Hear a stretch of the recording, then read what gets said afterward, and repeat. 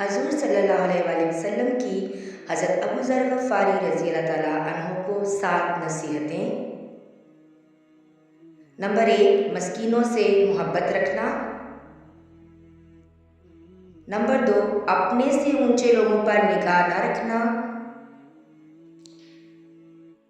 Number 3, सिला रहमी करना। Number 4, किसी से सवाल न करना।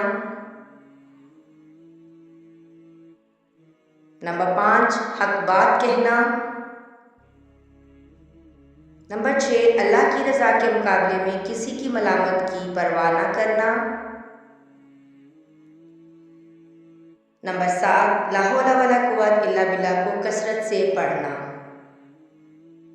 नाज़रीन, अगर वीडियो अच्छी लगे तो शेयर कर दें और चैनल को सब्सक्राइब कर लें। शुक्रिया।